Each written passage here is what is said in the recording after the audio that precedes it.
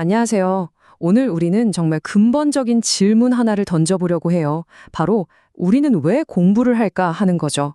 근데 이 답을 좀 특별한 렌즈, 바로 의학과 생물학을 통해서 한번 찾아보려고 합니다. 자, 한번 스스로에게 물어볼까요? 여러분은 지금 왜 공부하고 계세요? 도대체 뭘 위해서, 아니면 어떤 이유 때문에 책상에 앉아 계신 건가요?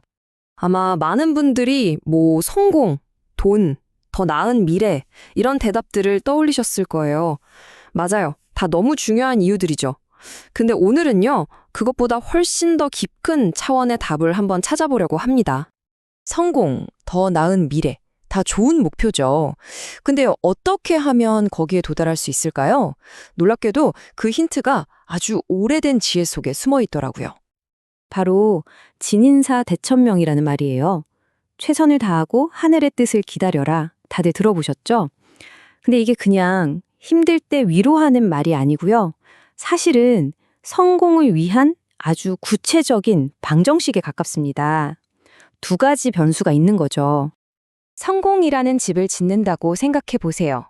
그럼 두 개의 큰 기둥이 필요한데, 그게 바로 진인사, 즉 내가 할 수 있는 모든 노력, 그리고 대천명, 하늘이 내려주는 기회. 바로 이 두 가지입니다. 진인사는 우리가 완전히 컨트롤할 수 있는 영역, 바로 노력이에요. 내가 쏟아붓는 시간, 땀, 연습 같은 것들이요.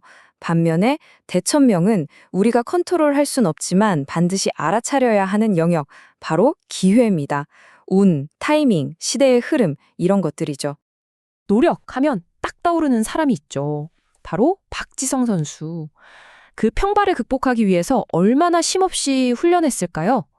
이게 바로 진인사가 뭔지 가장 확실하게 보여주는 예시가 아닐까 싶어요. 그런데 노력만 하면 다 될까요? 자, 이거 아셨어요? 세계 최초의 MP3 플레이어가 사실 우리나라의 한 작은 회사에서 만들었다는 거. 기술력, 즉 노력은 정말 세계 최고였던 거죠. 하지만 애플의 스티브 잡스는 그 기술력뿐만 아니라 시장의 흐름, 즉 기회를 본 거예요. 그리고 아이팟으로 세상을 완전히 바꿔버렸죠. 그러니까 핵심은 바로 이거예요. 성공은 단순히 노력의 결과가 아니라 노력 곱하기 기회를 알아보는 눈이라는 거죠. 이 둘 중에 하나라도 0이 되면 결과도 0이 될 수밖에 없는 거예요. 자, 그럼 노력을 더 잘하고 기회를 더 잘 보려면 우리는 대체 뭘 가장 먼저 공부해야 할까요?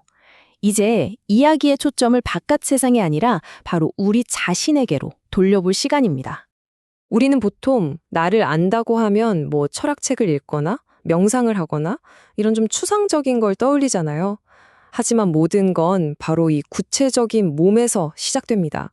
몸이 없는데 삶이 있을 순 없으니까요.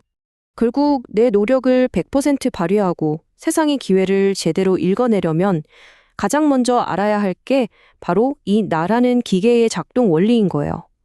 그러니까 의학이나 생물학을 공부한다는 건 결국 나 자신의 사용 설명서를 읽는 거나 마찬가지입니다. 자, 그럼 지금부터 아주 빠르고 재밌게 우리 몸의 엔진룸을 살짝 한번 들여다볼까요? 우리의 그 노력이라는 게 도대체 생각에서 어떻게 행동으로 이어지는지 그 과정을 말이에요.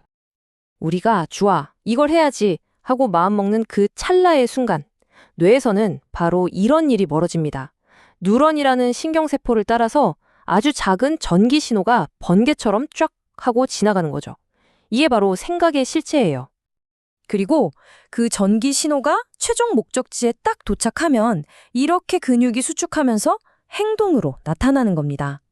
생각과 몸이 하나로 이어지는 정말 완벽한 순간이죠. 이 생각에서 행동으로 이어지는 과정을 과학에서는 활동 전이라고 불러요. 말이 좀 어렵죠? 쉽게 말해서 우리 신경세포에 출발 신호를 보내는 전기 스파크 같은 거예요. 어떤 자극이 이 정도는 돼야 움직인다 하는 기준선, 즉 역치를 탁 넘어서는 순간 망설임 없이 신호가 빵 하고 터져 나오는 거죠. 그리고 이 눈에 보이지도 않는 작은 스파크 하나가 마치 도미노처럼 연쇄적인 화학 반응을 일으켜서 수많은 근육 섬유들을 움직이게 만드는 겁니다. 이게 바로 우리가 노력, 즉 진인사라고 부르는 모든 행동의 시작점인 거예요. 정말 경이롭지 않나요? 자, 이제 좀 흩어져 있던 조각들을 하나로 모아볼 시간입니다.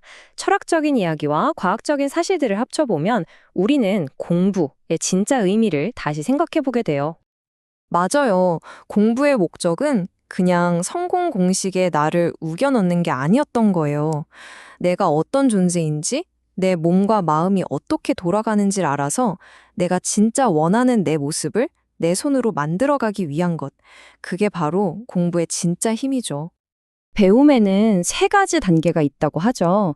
처음엔 그냥 사실을 아는 단계, 지. 그러다 보면 점점 그걸 좋아하게 되는 단계, 호. 그리고 마침내 그 알아가는 과정 자체가 즐거워지는 경지, 바로 락입니다. 우리가 공부를 하면서 궁극적으로 도달해야 할 목표가 바로 이 락의 단계인 거예요. 나 자신과 세상을 알아가는 그 과정에서 오는 어떤 지적인 희열, 그 즐거움을 느끼는 것. 이야말로 진짜 살아있는 배움이 아닐까요? 김춘수 시인의 꽃이라는 시의 한 구절이 이 모든 걸 정말 아름답게 보여주는 것 같아요. 내가 그의 이름을 불러주기 전에는 그는 다만 하나의 몸짓에 지나지 않았다. 내가 그의 이름을 불러주었을 때 그는 나에게로 와서 꽃이 되었다.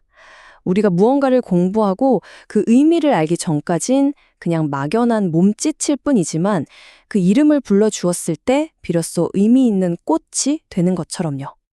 이 원리는 우리 자신에게도 그대로 적용됩니다. 나를 공부하고 이해한다는 건 바로 나 자신의 진짜 이름을 불러주는 것과 같아요. 자, 여러분은 여러분 자신의 이름을 불렀을 때 어떤 의미를 가진 존재, 어떤 꽃이 되고 싶으신가요?